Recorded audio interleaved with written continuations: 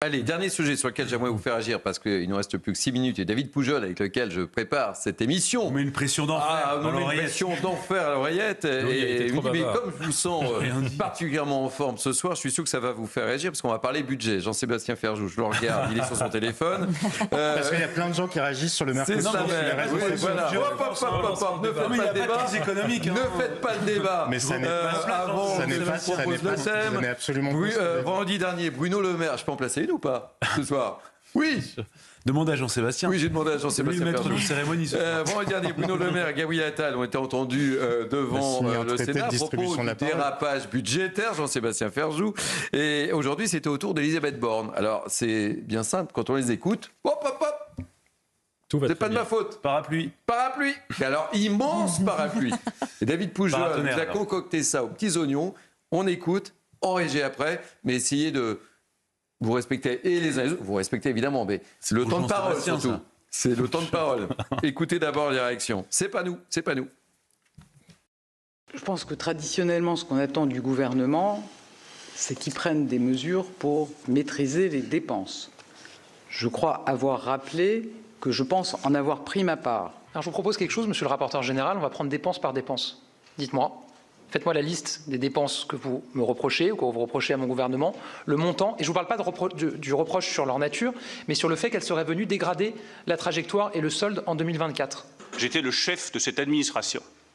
Et comme chef de cette administration des finances, j'endosse toutes les responsabilités de mes services.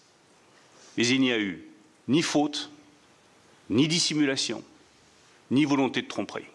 Je le dis pour nos auditeurs d'Europe 1, vous avez pu écouter Elisabeth Borne dans l'ordre, Gabriel Attal en deuxième position, en troisième position, Bruno Le Maire. Oui. Non, mais qu'est-ce que vous voulez dire par rapport à ça? On a donc il y a pas Louis de Ragnel. Je vous regardais, je vous fixais. Il n'y a pas de responsable. C'est pas nous. Il n'y a pas de responsabilité. Et par ailleurs, il ne pointe aucun responsable du doigt. Moi, c'est ça qui me gêne profondément. Et alors, quand on discute un peu en privé avec les uns et les autres qu'on vient d'entendre, vous entendez, mais alors, allez-y, dites-nous ce qu'il aurait fallu réduire. Est-ce que le quoi qu'il en coûte, tout le monde voulait le prolonger. Les chèques carburant, tout le monde voulait. Alors, il y a des arguments qui factuellement sont vrais. Mais à un moment donné, la responsabilité politique aussi impose une forme de morale. Et si vous n'êtes pas d'accord avec la politique que vous êtes en train de mettre en œuvre, eh bien vous partez. Et vous expliquez pourquoi vous partez. Le problème aujourd'hui, et d'ailleurs c'était un peu les arguments, c'était de dire voilà, même il y a certains ont dit je tirais la sonnette d'alarme, mais Emmanuel Macron continuait d'annoncer toutes les semaines des milliards de dépenses. Mais encore une fois, si vous n'êtes pas d'accord avec une ligne éditoriale d'un média, si vous n'êtes pas d'accord avec la ligne politique, vous le dites et vous partez. Ou vous n'êtes pas d'accord avec vos conditions de travail, eh bien vous partez. Véronique Jacquier, tour de table rapide, parce que j'aimerais tous vous entendre. Rapidement, parce que je sais que le temps est compté pour tout le monde. Il n'y a plus de façon morale de faire de la politique. Donc c'est normal, on laisse filer les déficits. Vous imaginez, c'est une mère de famille gérer son budget comme ça. J'ai pas d'argent, mais c'est pas grave, je dépense, je claque, il n'y a pas de cohérence. C'est toujours bon, une fois c'est l'argent gratuit pour le Covid. Il y a quand même juste une mesure de bon sens à prendre, c'est que, alors, bon sens, ça va pas faire plaisir à tout le monde, mais tout simplement, mais baisser le nombre de fonctionnaires. Enfin, quand Emmanuel Macron est arrivé au pouvoir en 2017, il devait supprimer 160 000 postes de fonctionnaires. On a vu qu'ils ont augmenté, je crois, de 160 000.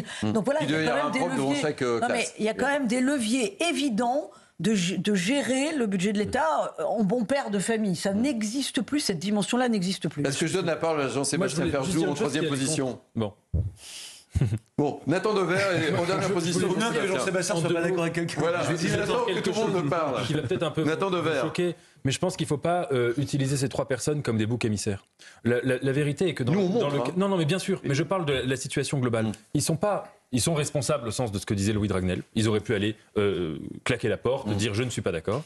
Mais ce qui a été responsable de l'explosion de la dépense publique dans ces dernières années, c'est une responsabilité collective. Et à un moment, nous, opinion publique, nous devons aussi nous regarder dans le miroir. Quand on parle du coronavirus, il s'est passé, encore une fois, c'est pas le politique qui a décidé de faire du quoi qu'il en coûte. C'était une opinion publique qui était hyper favorable, à la très large majorité, au fait de dépenser n'importe comment. Et les rares personnes qui le critiquaient, on les traitait de criminels. Et on n'est pas obligé d'écouter l'opinion publique. Quand on parle des chèques énergie, c'est pareil. Donc ça veut dire qu'à un moment, on a un politique qui a épousé les sondages, c'est sa lâcheté, c'est sa responsabilité, mais il faut aussi remettre en cause une forme d'irresponsabilité globale globale à laquelle beaucoup de gens, dans laquelle beaucoup de gens sont rentrés. Et je vous censure. Vous avez raison.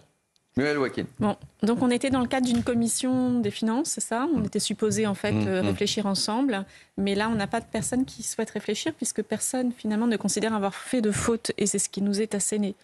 Il n'y a eu aucune faute. Zéro faute. C'est pour donc ça à partir de là, je pense qu'il faut passer son tour.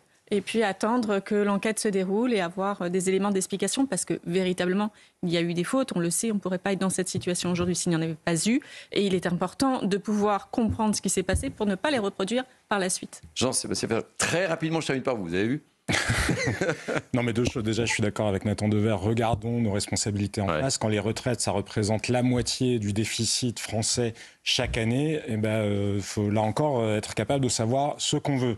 Mais je pense qu'ils ne sont pas en train de dire qu'il n'y a pas de faute. En creux, ils sont en train de dire la faute, elle est ailleurs. La faute, elle est à l'Élysée. C'est ça qu'ils sont en train de dire. Quand vous parlez en privé avec les uns ou les autres, vous comprenez qu'ils disent tous Emmanuel Macron se fichait des déficits. Parce que, comme le disait Véronique Jacquier tout à l'heure, il était persuadé de sa théorie du ruissellement.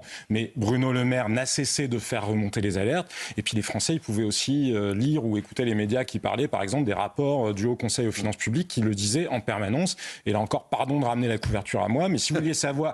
Non, mais pardon, mais au mois de mars, on me disait déjà sur Atlantico que le déficit sera à plus de 6%. Le problème, c'est quand vous le dites, les mêmes là qui disent aujourd'hui qu'il n'y a pas de problème, ils vous disent c'est parce que vous êtes radical que vous le dites. Non, c'est juste parce qu'on sait travailler.